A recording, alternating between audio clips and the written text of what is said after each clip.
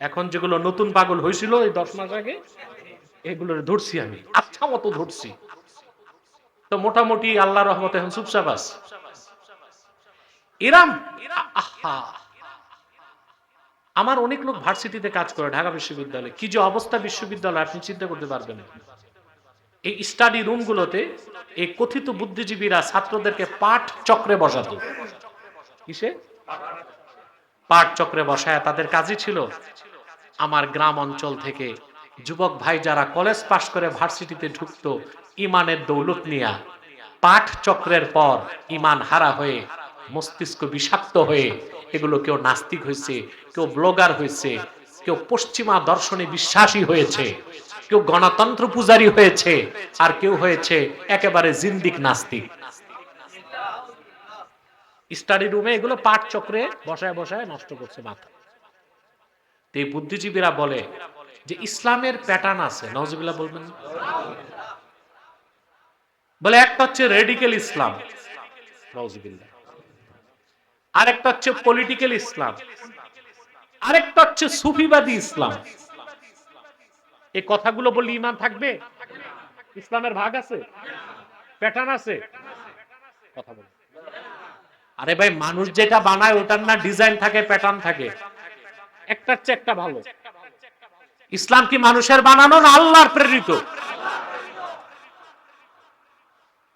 ইসলাম পূর্ণাঙ্গ জীবন বিধান মুহাম্মদ সাল্লাল্লাহু আলাইহি সাল্লামের মাধ্যমে আল্লাহ যে ইসলামকে পরিপূর্ণ করেছেন, এই ইসলাম হচ্ছে চেরাগে মুহাম্মাদি।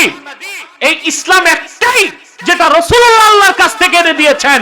এই ইসলামের কোনো প্যাটার্ন নাই, এই ইসলামের কোনো ভাগ নাই। ইসলাম তো একটাই, সেটা হচ্ছে রাসূলুল্লাহর আনা ইসলাম। এর বাইরে কোনো ইসলাম।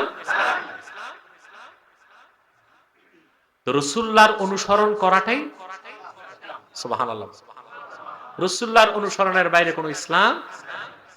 রাসূলুল্লাহর অনুসরণ, রাসূলুল্লাহর সিদ্ধান্ত বা হুকুম মানার গুরুত্ব কি?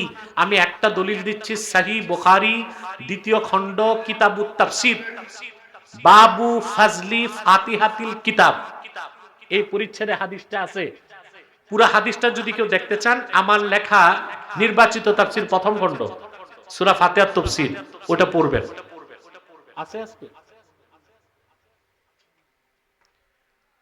রাসূল করিম সাল্লাল্লাহু আলাইহি ওয়াসাল্লামের একজন জলিলুল কদর সাহাবী আবু সাঈদ মুআল্লা রাদিয়াল্লাহু তাআলা,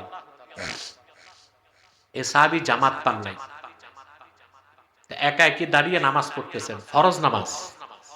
কি নামাজ? সাহাবী বলেন, বুখারী শরীফে মতন আসছে, ফাদআনি আন-নাবিয়্যু সাল্লাল্লাহু আলাইহি ওয়াসাল্লাম ফালাম উজিবহু। আল্লাহর নবীজি সাল্লাল্লাহু আলাইহি ওয়াসাল্লাম আমাকে ডাকলেন, আমি জবাব দেই নাই। কারণ ছিলেন কিসে? নামাজে ছিলেন, ফরজ নামাজ। আর মুসলিমে হাদিসটা এসেছে ভিন্ন শব্দে, ফাদআনি রাসূলুল্লাহি সাল্লাল্লাহু আলাইহি ওয়াসাল্লাম ফালাম উজিবহু। আল্লাহ রাসূল সাল্লাল্লাহু আলাইহি ওয়াসাল্লাম আমাকে ডাকলেন, আমি জবাব দেইনি, কারণ ছিল নামাজ, ফরজ নামাজ। আপনারা একটু দেখি কে কয় নাম্বার গ্রেডের সুন্নি। সাহাবীর কাজটা সহিহ ছিল না ভুল হয়েছিল? জোরে বলতে হবে। তাহলে বোঝা যায় না আপনারা কিছু জ্ঞান বুদ্ধি রাখেন। আলহামদুলিল্লাহ।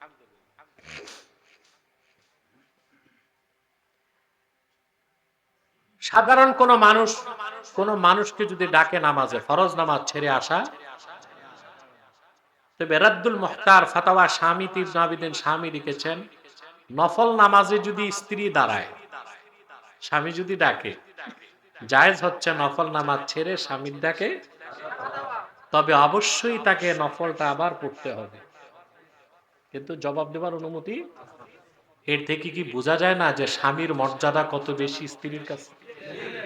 আছে আপনাদের সমাজে এগুলো? এখন সব নষ্ট হয়ে যাচ্ছে। মহিলাদের অভ্যাস আপনারা নষ্ট করছেন। আমাদের তো শপিং মল বা মার্কেটে যাওয়ার সুযোগ নাই, এই সুযোগ টুযোগ পাই না, বেশি দরকার হলে যেতে হয়। কিন্তু আসার পথে বিভিন্ন বাজার টাজার দেখি, কি অবস্থা, মহিলা ফিটফাট গেট আপ, আগে আগে হাঁটতেছে, আর তার ভদ্র স্বামী তার ভ্যানিটি ব্যাগ নিয়ে পিছে পিছে হাঁটতেছে।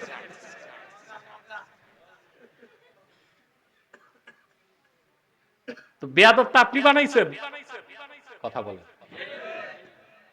টাকা থাকবে কি মহিলার ভ্যানিটি ব্যাগে না স্বামীর ওয়ালেটে? টাকা দিতে পারবে। আর মহিলা তো পর্দানের সৌন্দর্যের পসরা সাজায়া ব্যাগ একটা নিয়ে হাঁটতেছে, স্বামী পিছনে হয়তোবা সুটকেস একটা নিয়ে, ওই যে বাচ্চা ছোট একটা হাঁটতেছে। আপনারই তো বেয়াদব বানায় দিছে। মা বোনরা যদি আমার বক্তব্য শুনে থাকেন, একটা হাদিস শোনায় যাচ্ছে। আল্লাহর হাবিব বলেছেন,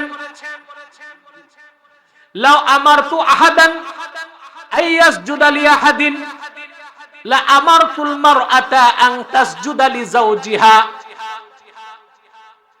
যদি আমি মানুষকে মানুষের জন্য সেজদা করার বৈধতা দিতাম, আমি আমার উম্মতের নারীদের উপর ওয়াজিব করে দিতাম তারা যেন স্বামীর পায়ে সেজদা করে।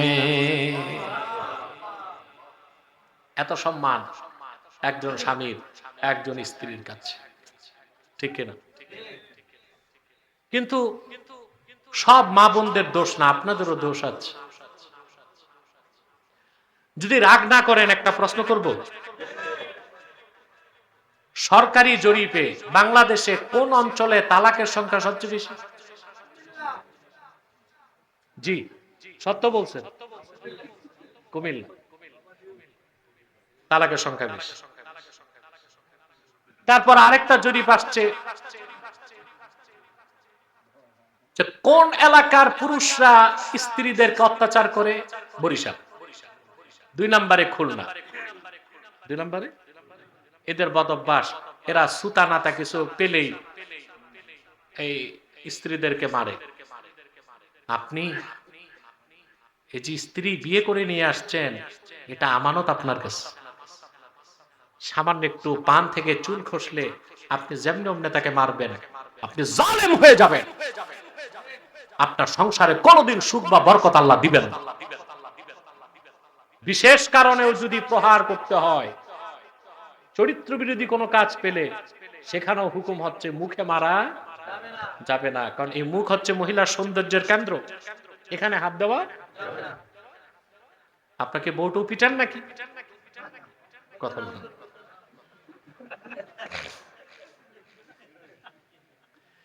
আল্লাহর হাবিব ইরশাদ করেছেন, মা আকরামান নিসা ইল্লা কারীম ওয়া মা আহানাহা ইল্লা লাঈন। আমার উম্মতের মধ্যে যারা পরামর্শহীনচু, উন্নত চরিত্রের ধারক, তারা স্ত্রীদেরকে সম্মান করে, আর নিন্দিত কমিনা দুশ্চরিত্রের লোক স্ত্রীদেরকে অপমান করে। মনে থাকবে এটা? দুই দিকেই বললাম। মহিলাদের সম্মান করতে হবে স্বামীকে, আর স্বামী ভালোবাসার বন্ধনে স্ত্রীকে ধরে রাখবে। পারবেন না ইনশাআল্লাহ? যতটুকু মা বোন নষ্ট হয়েছে, কালচার খারাপ, আর আপনাদের কিছু দোষ আছে।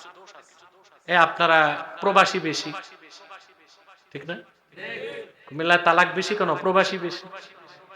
তো দেখা যায় বিয়ে করে 3 দিন পর গেছে সিঙ্গাপুর, 7 বছর আর আসে না। কথা বলে স্ত্রীকে পাঠায় দিছে একটা আইফোন স্মার্ট, ওখানে ফেসবুক আছে, সব আছে। একটা যুবতী মেয়েকে একটা স্মার্টফোন দিয়ে দেওয়া, কয়েকটা শয়তান তার সাথে নিয়োজিত করা, এক কথা। তারপর ব্যাংকের অ্যাকাউন্ট মায়ের নামেও না, নিজের নামেও না, এটা বউয়ের নামে। আর বউ থাকে ফ্ল্যাট নিয়ে কুমিল্লা শহরে, মার কাছেও না, শাশুড়ির কাছেও না। তো ওইটা শয়তানি করবে না তো কি হবে? বছর 7 পর বিদেশ থেকে যুবক এসে দেখে, হায় হায় সর্বনাশ, ব্যাংকের অ্যাকাউন্টও খালি, ঘরের বিছানাও খালি। এটা আপনাদের সামাজিক ব্যাধি হিসেবে ব্যাপক আকার ধারণ করেছে। আমার পরামর্শ থাকবে যুবক বন্ধুদের কাছে, স্ত্রীকে যতটুকু টাকা দরকার ততটুকু অবশ্যই দিবেন, মাত্রাতিরিক্ত টাকা দিবেন না। 2, আপনার স্ত্রীকে হয় আপনার মায়ের কাছে রাখুন, নয় তার মায়ের কাছে রাখুন। অবাধ স্বাধীনতা তাকে দিবেন না। যেভাবেই হোক আপনি 2 বছর অন্তর অন্তর, নিয়ম তো 6 মাস পর পর, এটা তো সুযোগ নাই, অন্তত 2 বছর পর একবার দেশে আসুন, তার সাথে ফিজিক্যাল রিলেশন মেনটেন করুন। প্রতিদিন তার সাথে একটা সময় করে বিদেশ থেকে কথা বলুন, দেখবেন আপনার স্ত্রী ভালো থাকবে। তাকে দ্বীনি কিতাবপত্র তার হাতে তুলে দিবেন, যেগুলো পড়ো, তুমি দিনে পড়বা, রাতে আমি ফোন দিলে আমাকে শোনাবা। আপনার স্ত্রী কখনো ডেসপারেট হবে না, দুশ্চরিত্র হবে না, পরকীয়ায় জড়াবে না। আর তাকে রাখতে হবে অভিভাবকের অধীন, হয় আপনার মায়ের কাছে নয় তার মায়ের কাছে। এটারে সারা গাই গাভীর মতো ছেড়ে দিবেন, এটা পথভ্রষ্ট। কথা বুঝতেছেন? তো বলছিলাম, নফল নামাজ যদি স্ত্রী পড়ে, স্বামী ডাক দিলে নামাজ ছেড়ে যাবে, পরে নামাজটা কি করবে? আদায় করবে। কিন্তু ফরজ নামাজ ছাড়ার কোনো নিয়ম।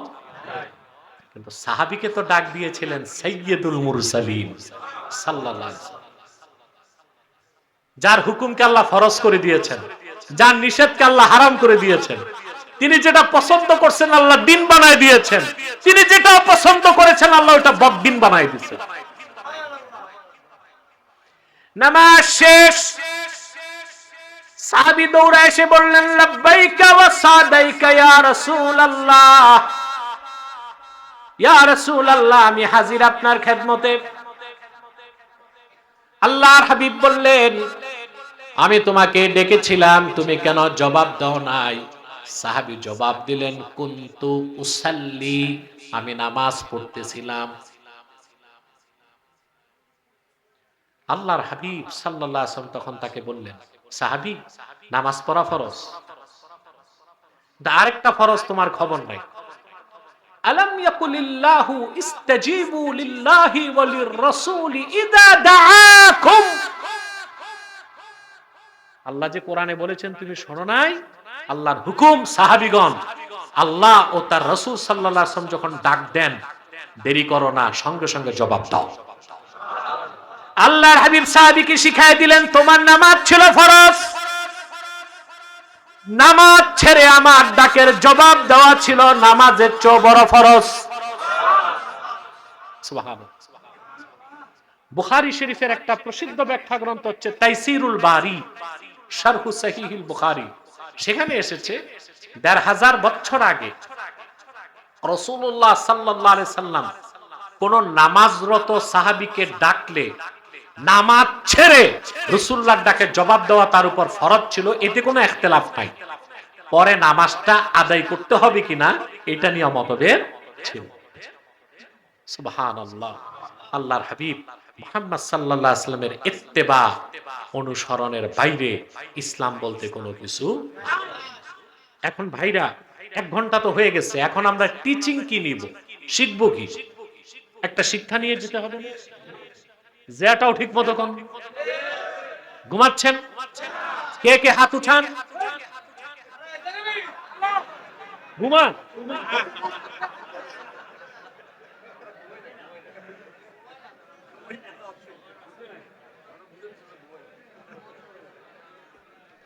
আরে ভাই, এই জন্যই বিশ্বব্যাপী আপনাদের একটা সুখ্যাতি আছে, হুজুগে বাঙালি।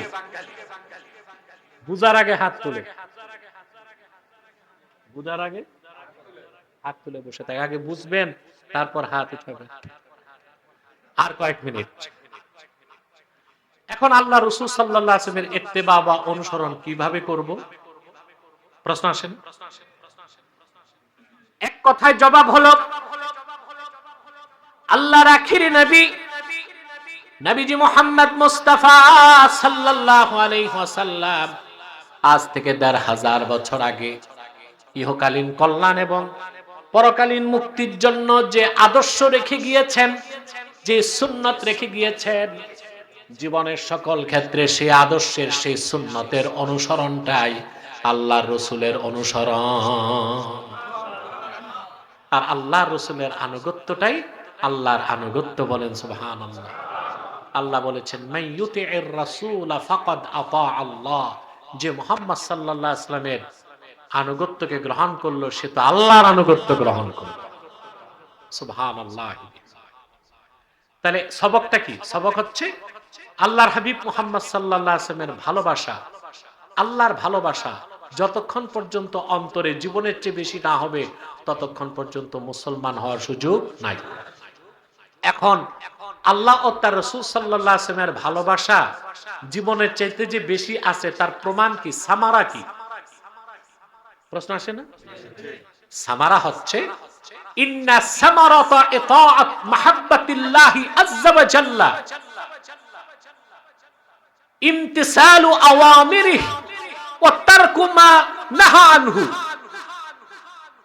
আল্লাহকে জীবনের চাইতে বেশি ভালোবাসি এটার প্রমাণ দিতে হবে আল্লাহর হুকুমগুলো মানার দ্বারা, নিষেধগুলো ছাড়ার দ্বারা।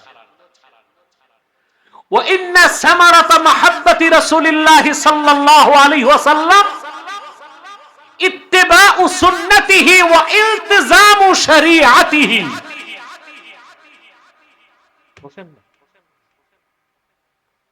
আল্লাহর হাবিব মুহাম্মদ সাল্লাল্লাহু আলাইহি ওয়াসাল্লামকে জীবনের চেয়ে বেশি ভালোবাসি, এই কথার প্রমাণ কি? প্রমাণ দিতে হবে যে সকল ক্ষেত্রে আল্লাহর হাবিবের সুন্নত মানতে হবে, ওনার শরীয়তকে দাঁত দিয়া কামড়ায় ধরতে হবে। কথা বুঝতে পারছেন? তো রাসূলুল্লাহ সাল্লাল্লাহু আলাইহি ওয়াসাল্লামের ইত্তেবা করা ছাড়া আল্লাহকে পাওয়া যাবে না। আর সেই ইত্তেবা হচ্ছে রাসূলুল্লাহ সাল্লাল্লাহু আলাইহি ওয়াসাল্লাম যে সুন্নত রেখে গিয়েছেন সেই সুন্নতের অনুসরণ করতে হবে। হবে কি না? এখন তো একটা আপনারা তো খুবই ঝামেলা করে চুপচাপ বসেন ধৈর্যের সাথে, আমি জানি প্রশ্ন আছে, উত্তর দিব। খেয়াল করতেছেন? এখন সুন্নত কি তাই তো বুঝি না। রাসূলুল্লাহ সাল্লাল্লাহু আলাইহি ওয়াসাল্লামের সুন্নতের যে অনুসরণ করব, আমরা কি সুন্নত বুঝি? না। সুন্নত কতটুকু বুঝি? কদু খাওয়া,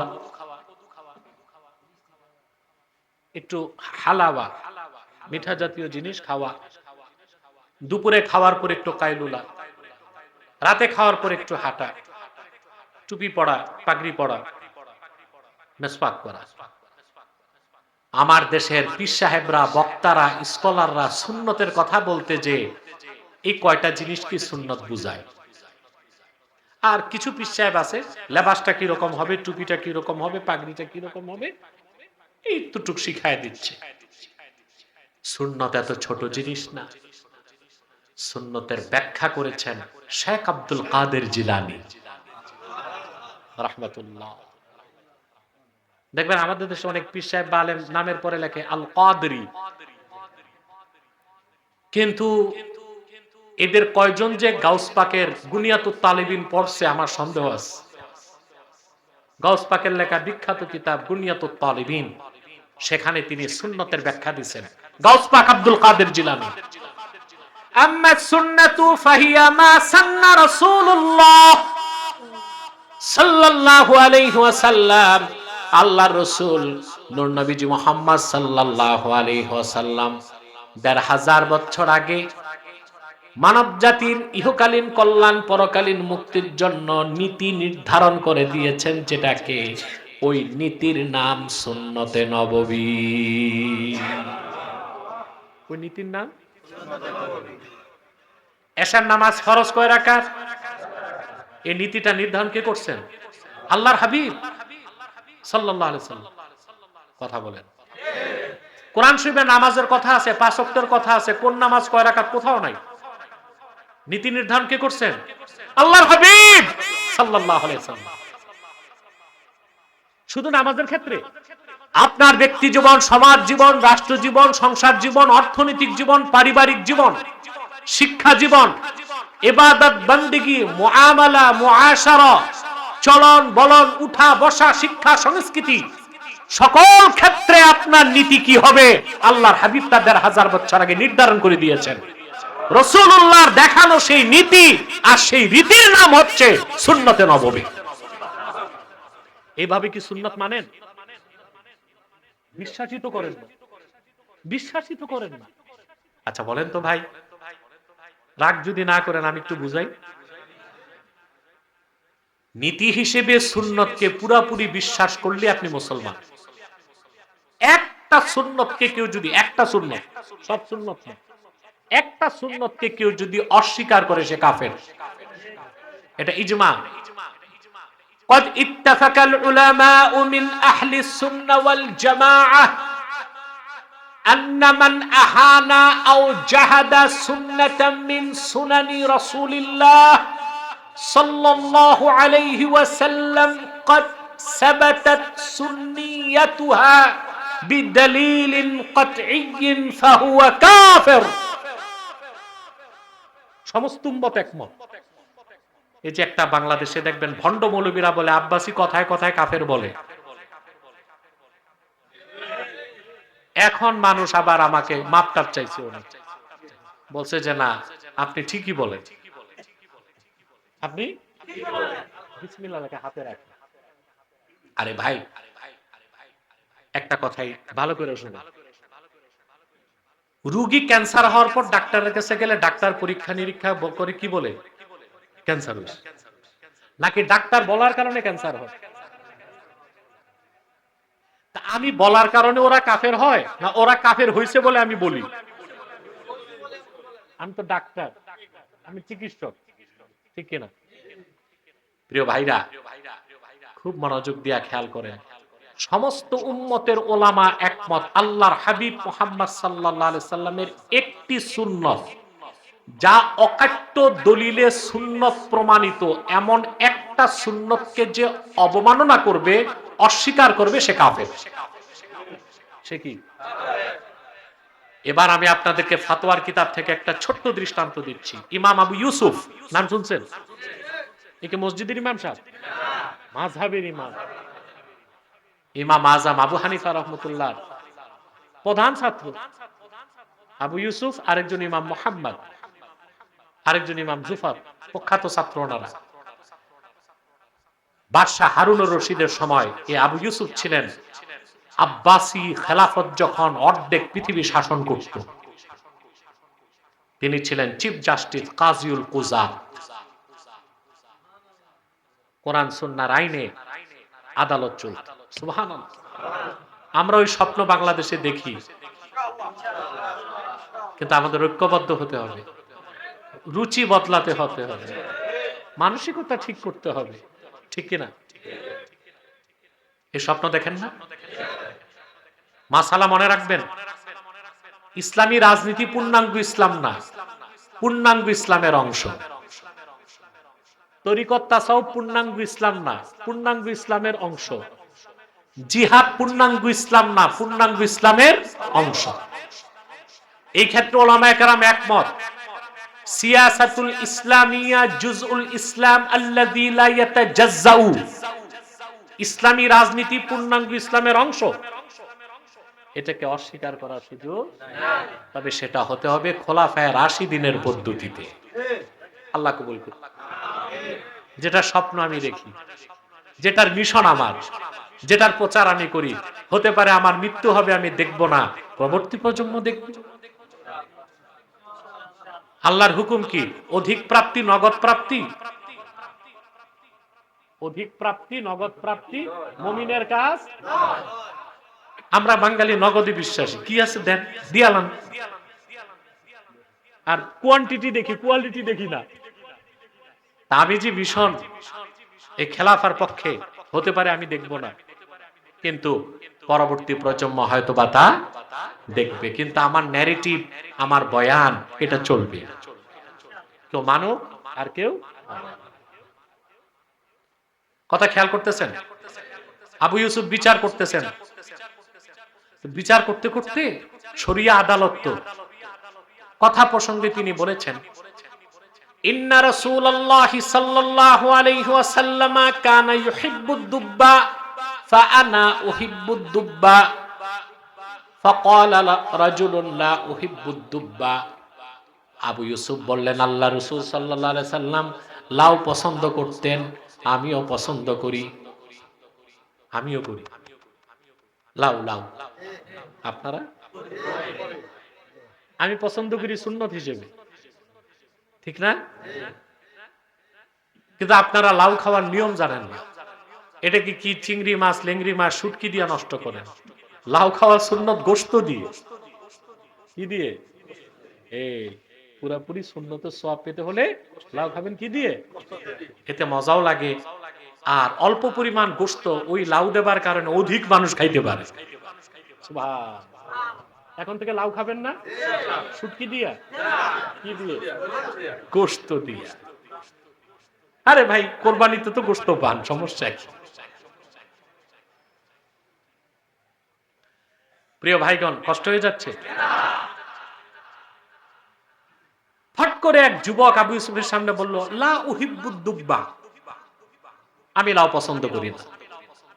লাউ খাওয়া হারাম তাও বলে নাই, লাউ খাওয়া ভালো না তাও বলে নাই, লাউ খাওয়া যাবে না তাও বলে নাই, ব্যক্তিগতভাবে বলছে আমি লাউ পছন্দ করি না।